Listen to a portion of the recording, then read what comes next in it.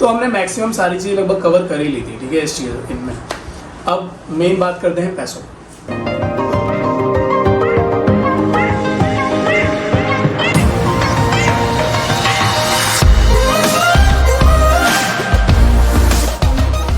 हाँ, तो स्वागत है एक नए ब्लॉग में। और ये ब्लॉग हम बताने वाले हैं कि जो हम अंडमान गए थे तो इसमें मतलब पूरा कितना खर्चा आया और हमने क्या क्या किया, और अगर आप लोग अंडमान जा रहे हैं तो आपको क्या क्या करना चाहिए, ठीक है।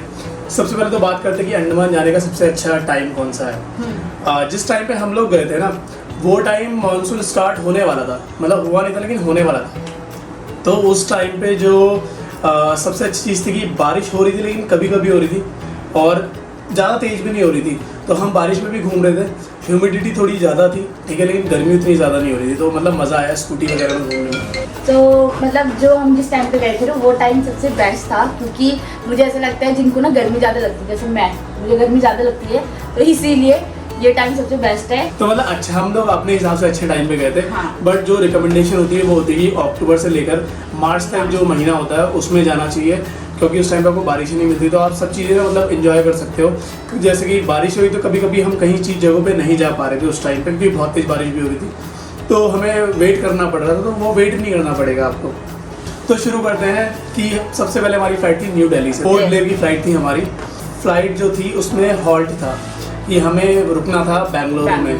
तो हम लोगों ने क्या किया कि हम लोग 1:30 बजे घर से निकल गए रात को ही, क्योंकि हम किसी को जगाना नहीं जा रहे थे। और पास्ट एक्सपीरियंसेस ऐसे थे नमिता के साथ कि मेरी फ़्लाइट एक बार पहले छूट चुकी है और नमिता की भी छूट चुकी है। तो हम लोगों ने क्या किया कि हमारी 6:30 की फ़्लाइट थी, हमने कहा 1:30 बजे निकल जाते हैं, वहाँ लाउंज में आराम से बैठेंगे और थोड़ा आराम कर लेंगे, तो और फिर उसके बाद निकल जाएंगे। तो हुआ यूँ कि हम लोग जब 1:30 बजे के बाद हम लगभग 2 बजे वहाँ पहुँच गए थे, 2-2:30 बजे। तो लाउंज पूरे फुल, इतने ज़्यादा फुल थे कि मतलब हद से ज़्यादा बोलते थे, जिसकी सारी जनता वहीं आ दिल्ली के T3 में भाई लाउंज मिलना बहुत मुश्किल होता है, लाइन लगी थी बहुत ज़्यादा वाली। तो वहाँ तो हमारा कट गया अच्छे से। फिर हम लोग ऐसे ही बाहर बैठे रहे और हमारी 6:55 की फ़्लाइट थी। तो ये गलती ना करें, ठीक है, थोड़ा 1-2 घंटे पहले ही जाए। उसके बाद हम लोग बेंगलुरु में गए। बेंगलुरु में हमने जब हॉल्ट हुआ था तो वहाँ पे हम लोगों ने लाउंज ले लिया था। तो रिकमेंडेशन तो ये रही कि हमेशा ना अपने साथ ना लाउंज एक्सेस कार्ड लेके जाओ, कि मतलब ये HDFC हो गए, बहुत सारे कार्ड्स होते हैं जो फ्री में लाउंज देते हैं, तो वो लेके जाने चाहिए। और 2 बंदों के लिए 2 चाहिए। तो हमने बेंगलुरु में अच्छे से लाउंज में रुक के खाना वाना नाश्ता वाश्ता किया, ठीक है। और उसके बाद हम पहुँचे पोर्ट ब्लेयर। तो पोर्ट ब्लेयर हम पहुँचे लगभग 3:30 बजे के करीब, और फेरी जो लास्ट आती है वो आती है 11 बजे आई गेस। तो हम लोगों को रुकना मतलब कि हमारे पास कोई और ऑप्शन नहीं था, तो इसलिए हम पोर्ट ब्लेयर में रुके और हमने वहाँ होटल वगैरह किया। और उस दिन तो ज़्यादा साइट सीइंग हो नहीं पाई, क्योंकि यार थके वके आए थे हम लोग। लगभग 7 बजे से फ्लाइट में बैठे हुए थे, तो हम लोगों ने आराम करने का ही वो किया कि आराम करेंगे, पहला दिन हम रेस्ट करेंगे पहुँच के, क्योंकि हम रात के 1 बजे से उठे हुए थे। हाँ, फ्लाइट में भी नींद नहीं आई ना। तो फिर हमने वहाँ रेस्ट किया। और रेस्टोरेंट कुछ ऐसा था कि जहाँ खाना वाना नहीं मिल रहा था, रेस्टोरेंट की टाइमिंग थी, तो हम लोगों ने खाना वाना खाया। फिर पहले दिन तो हमारा ऐसे ही निकल गया। फिर हमने जो सेकंड डे पे किया, सेकंड डे पे हम लोग निकले हैवलॉक के लिए। तो हमारी फेरी थी कितने बजे की? 6 बजे की हमारी फेरी। फेरी का नाम था ग्रीन ओशन फेरी। अब जो ग्रीन ओशन फेरी है, मैं तो भाई वही रिकमेंड करूँगा। सबसे बेस्ट थी मेरी। हाँ। जो एक्सपीरियंस किया वो मेरे साथ सबसे बेस्ट। क्यों अच्छी थी? जो ग्रीन ओशन जो फेरी थी उसमें 2 क्लासेस थी। एक थी रॉयल क्लास और एक थी शायद डाउन, जो भी क्लास होती है, ठीक है। अब दोनों के टिकट में अंतर था लगभग 500 रुपीज़ का। लेकिन चाहे आप कोई सी भी क्लास लो, उसमें कोई सी भी क्लास ऑप्ट करो, कुछ फ़र्क नहीं पड़ता है, क्योंकि लास्ट में आपको जो ओपन डेक एरिया होता है उसमें वहीं पे ही आना होता है। वहाँ DJ बजता है, आप ओपन में रहो, आप वहाँ डांस वांस करो, तो वो बेस्ट एक्सपीरियंस होता है। तो मैं पहले दिन तो ग्रीन ओशन में गया, ठीक है, और वो मतलब बहुत ही मज़ा, हमने डांस वांस किया। ओपन एक सारे के सारे ओपन एरियाज में थे। मतलब मैंने जो महंगा वाला टिकट करा था उसका मुझे कोई फ़ायदा इतना मिला नहीं। हाँ वही, मतलब हम लोगों का ऐसा कुछ एक तो क्या था, जब सिर्फ हम 2 ही थे शायद उसमें ना, रॉयल वाले में। हाँ, शायद हम 2 ही लोग थे, बाकी सबके पास दिमाग अच्छा था, तो उन्होंने नीचे वाले कराया, उन्होंने अपने 500 रुपये बचा लिए।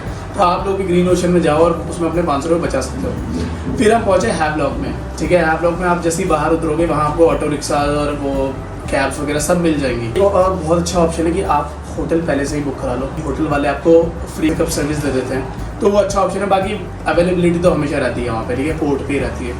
तो हम होटल पहुँचे, फिर हमने वहाँ से स्कूटी रेंट करी। सबसे बेस्ट ऑप्शन है स्कूटी रेंट करो, स्कूटी हमने रेंट करी, आई गेस 500 रुपीज़ की थी, है ना? 5 की। हाँ 500 रुपीज़ की स्कूटी 100 का तेल डाला। 100 का हमने तेल डलाया, 100 का तेल डलाना चाहिए, 200 का डलाओ कम से कम। हाँ क्योंकि हमारा ब्लेंडर हो गया था एक। हाँ वो वीडियो में देख लेना आप। तो हम लोगों ने वहाँ पे सबसे जाते ही ये काम किया, थोड़ा सा रेस्ट किया आधे घंटे का, फिर हमने अपना वहाँ पे स्कूटी ली और उसके बाद हम निकल पड़े सैर पे। तो सबसे पहले हम गए थे काला पत्थर बीच। अब हमारे साथ एक दिक्कत और हो रही थी कि वहाँ पे उस टाइम चल रहा था हाई टाइड, तो हम इतना कुछ मतलब अच्छा था, मज़े आए। हाई टाइड थी, वो जो डेड कोरल्स थे वो इतने ज़्यादा दिख नहीं रहे थे जिसके लिए वो फेमस है, और काला पत्थर भी नहीं दिख रहा था, तो क्योंकि हाई टाइड चल रहा था। उसके बाद हम लोग सीधा निकले राधा नगर बीच के लिए। राधा नगर उसका नाम है, मैं ऐसे कंफ्यूज हो जाता हूँ कि राधा रानी बीच है। तो हम लोग राधा नगर बीच निकले, बहुत औसम बीच है यार, मतलब साफ़ सुथरा, इतनी पब्लिक आती है लेकिन फिर भी इतना क्लीन रहता है ना, मज़ा आएगा मतलब। तो हम राधा नगर बीच पे रुके, फिर हमने वहाँ भी थोड़ा एंजॉय करा। फिर हम उस दिन 2 बीचेस हमने देखे और हम वापस आए। वापस आते टाइम हमने स्कूबा अपनी बुक करा ली थी, ठीक है। हाँ। तो अच्छी चीज़ ये कि स्कूबा पहले ही बुक करा लें और स्कूबा ज़रूर करें हर लोग जाके, ठीक है। उसके बाद हमने रूम पे आया, उस दिन तो हमने खाना वाना कहाँ खाया था हमने? हम लोगों ने खाया था एक वो जो रेस्टोरेंट था जहाँ पे तुमने फिश खाई थी। सबसे बड़ी चीज़ है कि इसको वेजिटेरियन ऑप्शन बहुत कम मिल रहे थे। खाना अगर आप वेजिटेरियन हो तो आपको बहुत मतलब मज़ा नहीं आएगा, नॉर्थ साइड का खाना इतना अच्छा बनता नहीं है वहाँ, ठीक है। एक वहाँ पे हैवलॉक में एक रेस्टोरेंट है अंजू कोको करके, वहाँ इसको अच्छा लगा खाना, मुझे भी अच्छा लगा। वहाँ थोड़ा सा एक्सपेंसिव है, ठीक है, पॉकेट फ्रेंडली नहीं है, लेकिन हाँ खाना अच्छा है वहाँ का। बाकी रेस्टोरेंट तो यार आप अपने हिसाब से ढूंढ लेना वहाँ पे, ठीक है। तो मतलब काला पत्थर बीच गए हम, राधा नगर बीच गए, और एक बीच हमें मतलब अपने आप भी एक्सप्लोर कर लेना वहाँ पे। तुम्हें छोटे छोटे बीचेस मिल जाएंगे जहाँ तुम खुद से जा सकते हो, मतलब उनका कोई फेमस नाम वाम नहीं है, बट खुद जाओ, बड़ा अच्छी जगह है वो। फिर अगले दिन हमारी स्कूबा थी 9 बजे की, तो स्वाति बहुत डरी थी। हमारी शैलो वाटर में ट्रेनिंग हुई थी, तो हम सब वीडियो में बता चुके हैं पहले। हाँ तो हमने अगले दिन हमने स्कूबा करी, ठीक है, और स्कूबा का एक्सपीरियंस तो हम वीडियो में शेयर कर ही चुके हैं। स्कूबा करी, फिर उसके बाद हमारे पास ज़्यादा ऑप्शन बचे थे, फिर हम एक बार फिर राधा नगर बीच चले गए थे, ठीक है।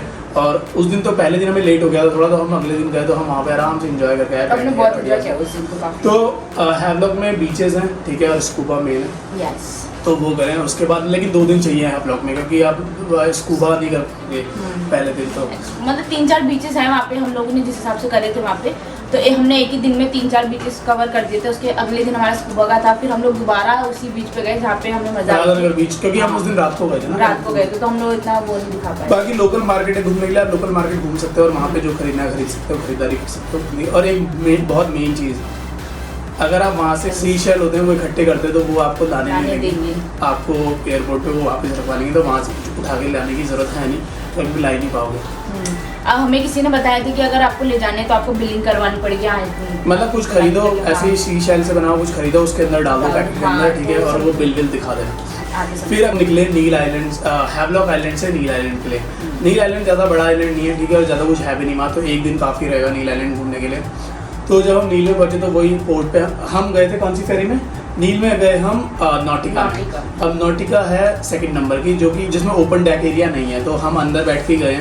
उसमें हमने ऊपर वाली क्लास जो थी, सबसे ऊपर वाली क्लास, उसमें भी शायद 2 क्लासेस हैं, तो हमने जो सबसे ऊपर क्लास होती है वो कराई, लेकिन उनकी सीट्स में ज़्यादा डिफरेंस है नहीं, बस तुम थोड़ा ऊपर साइड बैठते हो और कुछ नहीं, ठीक है। दोनों में से कोई सी सीट कराओ, कोई फ़र्क नहीं पड़ता, और उसमें ओपन डेक नहीं होता है। तो अगर आपको ओपन डेक के मज़े दोबारा लेने तो भाई ग्रीन ओशन कराओ, उसे मत कराओ, ठीक है।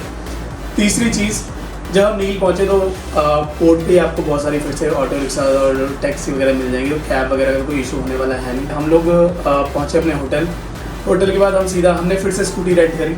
वहाँ हमें स्कूटी महंगी पड़ी थी, 600 रुपये, और हमने डलाया वही 100 रुपये का तेल, 200 का डलाया हमने। नहीं, पहले हमने 100 का डलाया, तो हमने 100 का डलाया तेल, और हम निकल गए वहाँ पे जो फेमस बीच है जिसका नाम है सीतापुर बीच।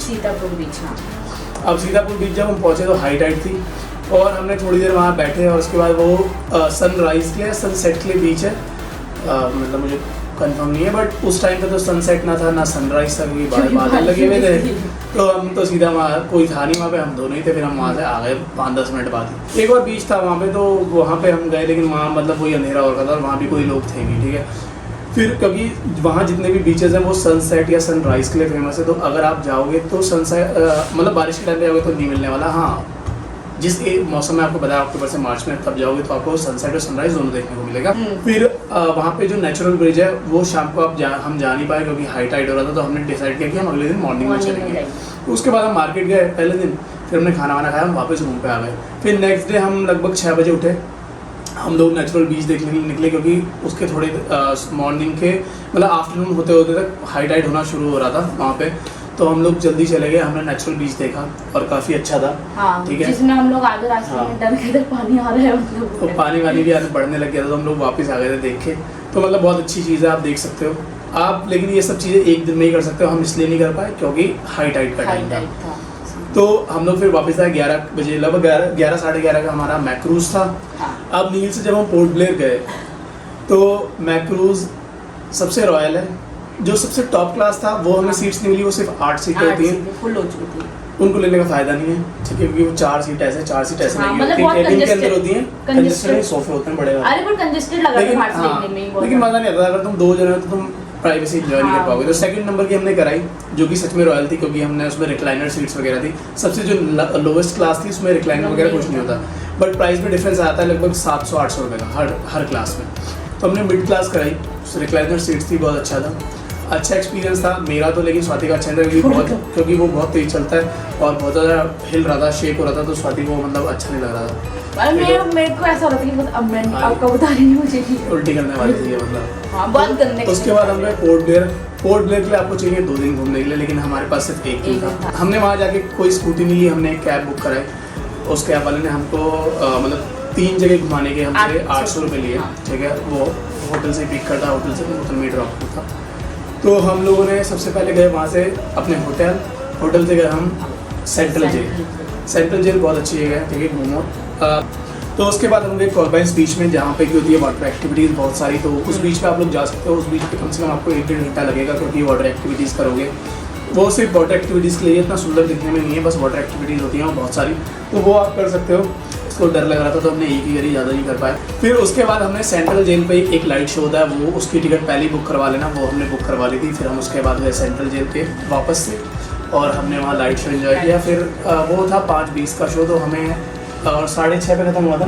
हाँ, 6:30 के आसपास खत्म हुआ। फिर अंधेरा वहाँ जल्दी हो जाता है इस टाइम पे, तो फिर हम वापस अपने होटल चले गए थे, क्योंकि स्वाति को करनी थी स्विमिंग पूल में, तो हम होटल चले गए।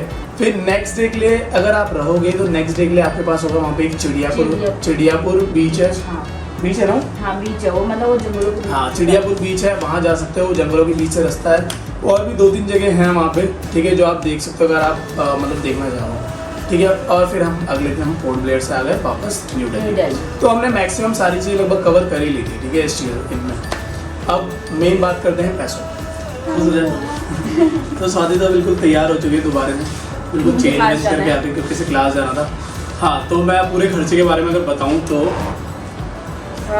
जो हमारा होटल के स्टे का खर्चा हुआ है, हाँ, तो सबसे पहले स्टे का खर्चा जो होगा हम 5 दिन के हिसाब से बताएंगे। तो स्टे का खर्चा लगभग होगा 15 से लेकर 20,000 के बीच में, जो कि डिपेंड करता है आपके ऊपर कि आप लोग किस तरीके का स्टे चाहते हो, अकोमोडेशन कैसा चाहते हो। लग्जरी चाहिए तो भैया और ऊपर जाएगा, नॉर्मल चाहिए तो इसके बीच में बैठेगा, ठीक है। हमने मतलब ना ज़्यादा एक्सपेंसिव गए, ना ज़्यादा लो क्लास गए, हम मिड में रहे, और लगभग हमारा 15 से 20,000 होटल का खर्चा आया। अगर फेरी के खर्चे की बात करें तो फेरी का खर्चा अप्रोक्स आएगा आपका 10,000 से लेकर 12,000 तक के बीच में, और ये भी डिपेंड करता है कि आप कौन सी फेरी ऑप्ट करते हो और कौन सी क्लास ऑप्ट करते हो उस फेरी में। तो हमारी रिकमेंडेशन ये रहेगी कि यार ज़्यादा हाई उसमें मत जाओ, ठीक है। अगर आपको ओपन एरिया चाहिए हर टाइम की, आपको समुद्रों के मज़े लेने, तो भाई ग्रीन ओशन की लो क्लास में जाओ और आप डेक पे रहो हमेशा मज़े, ठीक है। तो उसमें आप पैसे बचा सकते हो।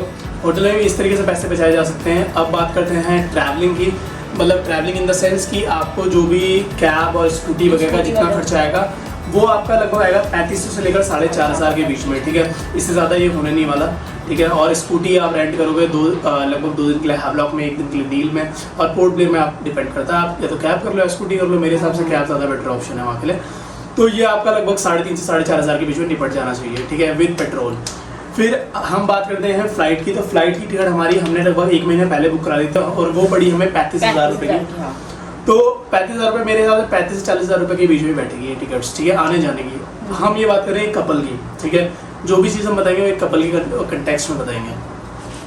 अब बात करते हैं स्कूबा की। तो स्कूबा हमारी बैठी थी 9,000 रुपये की, लेकिन ये डिपेंड करता है सीज़न के ऊपर। आपकी ये जा सकती है 9,000 से लेकर 12,000 रुपये तक की, और ये है सबसे लंबी वाली, ठीक है, जिसमें आप लगभग 45 से 55 मिनट पानी के अंदर रहते हो, और उसमें 1 घंटे की ट्रेनिंग भी होती है इंक्लूड। तो और अगर आप वाटर एक्टिविटीज़ करते हो तो ये आपके ऊपर डिपेंड करता है आपको कौन कौन सी करनी है, ठीक है। और वाटर एक्टिविटीज़ आपकी जा सकती हैं लगभग 1500 से लेकर 10-15 हज़ार तक की। अगर हम बात करें अपने खर्चे की तो हमारा लगभग पूरा टोटल जो हमारा खर्चा हुआ है, और हमने अकोमोडेशन मतलब एक बार हमने लग्जरी भी लिया, ठीक है, और हमने मतलब मिड लेवल के लिए ना ज़्यादा एक्सपेंसिव ना ज़्यादा चीप, ठीक है। तो हमारा जो खर्चा बैठा है वो बैठा है लगभग 98,000 के समथिंग। तो इसे राउंड ऑफ कर लो तो लगभग 1 लाख रुपये हमारे खर्च हो गए। अगर आपको जाना है तो आप मान के चलो कि आपका 1 लाख से लेकर 1,20,000 तक का खर्चा जाएगा, और डिपेंड करता है आप कितने दिन रुकते हो, क्योंकि हम पोर्ट ब्लेयर में सिर्फ एक दिन रुके हैं। तो अगर आप दूसरे दिन भी रुकोगे तो इसमें 10-15 हज़ार रुपये ऐड कर लेना। तो इसलिए कह रहा हूँ 1 लाख से 1,20,000-30 हज़ार के बीच में आएगा आपका खर्चा, फ्लाइट वगैरह सब कुछ इसमें इंक्लूड होगा, और ये एक कपल का हुआ, ठीक है ना। तो यही थी आज की वीडियो, और हमारी रिकमेंडेशन तो यही रहेगी भाई, फेरी होटल में आप पैसा बचा सकते हो, खाने में आप पैसा नहीं बचा पाओगे, क्योंकि खाना ऑब्वियस सी बात है आपको पता नहीं होगा कि कहाँ का अच्छा है कहाँ का बुरा है। तो अच्छे में जाओगे तो ऑब्वियस सी बात है थोड़ा एक्सपेंसिव पड़ेगा, लेकिन खाने में पैसा बचाने का मतलब बनता भी, तो इसलिए खाने में खर्चा आप नहीं बचा पाओगे, सिर्फ होटल में बचा पाओगे और सिर्फ फेरी में बचा पाओगे। बाकी स्कूटी के चार्जेस सेम रहेंगे। और जो एक्टिविटीज है, जैसे हम लोगों ने ज्यादा एक्टिविटीज करी नहीं, इसलिए हम लोगों का एक्टिविटीज में भी अगर आपको ज्यादा एक्टिविटीज करोगे तो उसमें आप 10,000 रुपये एक्स्ट्रा जोड़ लेना, क्योंकि ऑब्वियसली बात है एक्टिविटीज वाटर एक्टिविटीज बहुत महंगी है, ये मैंने मतलब गोवा से भी महंगी है। तो आज का वीडियो करते हैं यहीं पे खत्म। अगर वीडियो पसंद आता तो वीडियो को लाइक करें, शेयर करें और सब्सक्राइब करें और कमेंट भी करें। अगर वीडियो इन्फॉर्मेटिव लगा हो तो कमेंट जरूर करना। Thank you, bye bye.